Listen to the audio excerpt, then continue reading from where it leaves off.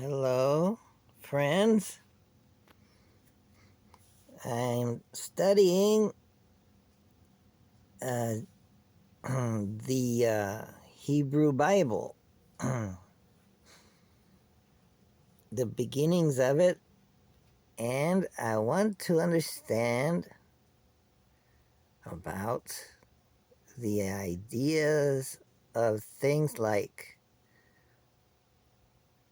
the Messiah. So let's listen up.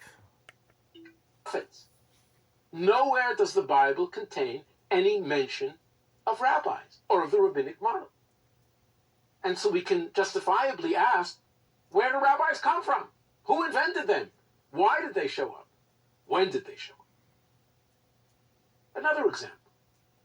Jews throughout much of history believed and certainly hoped for a utopian future wherein their nation would be restored to its ancient grandeur and would be led by a figure commonly referred to as a Messiah. The word Messiah, in Hebrew Mashiach, means anointed, and it refers to the anointing of monarchical figures, of kings in the Bible. Kings would be anointed, sometimes priests would also be anointed. The belief in the coming of such a messianic leader ultimately evolved into one of the central tenets of Judaism. And yet here again, nowhere in biblical literature is this process actually articulated. Nor is it clear in the Bible what precisely this Messiah is charged with achieving. So here we have a central tenet with no explicit biblical grounding. One other example. Many Jews believe in a personal framework of divine rewards and punishment that will be carried out in a future life. The degree of divine retribution or rewards is determined by each individual's behavior while that individual is still alive.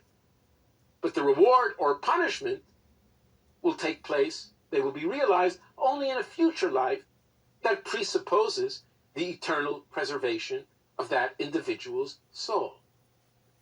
Now, this is a core belief in Judaism, and yet it finds no explicit formulation in biblical literature. Now, these innovations and countless others found their way into the Jewish religion during the centuries and indeed the millennia that followed the original emergence of the biblical corpus. Nowhere, however, would they be branded as innovations. For such an admission would challenge the central belief of traditional Jews, whereby every seemingly new practice or belief was in essence already incorporated in the critical moment of divine revelation to Moses at Mount Sinai. And so you have an interesting tension, a belief in constant continuity of an ancient tradition, and yet constant innovation.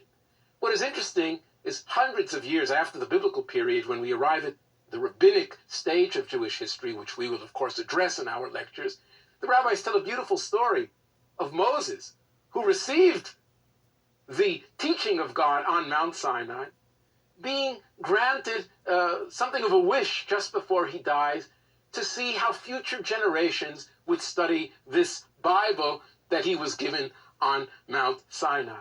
And so he is brought into the academy of a future rabbi who's teaching centuries after Moses had died, and he sits in the back row. And this rabbi, a well-known sage known as Akiva, is holding forth, and he's teaching and elaborating. And Moses hasn't the slightest idea what he's talking about. And to make it even better, Akiva, that rabbi's disciples, start asking him very difficult questions. And he's slowly running out of answers. And then he answers the ultimate question by saying, aha, that's not a problem. That is a teaching that Moses received at Sinai. And there's Moses sitting in the back row, and you get a sense that he's never heard this before. The fact that the rabbis could tell a story like this means that they were aware of the tension. And this tension between a belief in a normative religious tradition going back to the earliest of times on the one hand, and the constant process of development and redefinition on the other, this tension will serve as the axial theme of our course. And our lectures will stress the following points as critical for any proper understanding of how Judaism developed.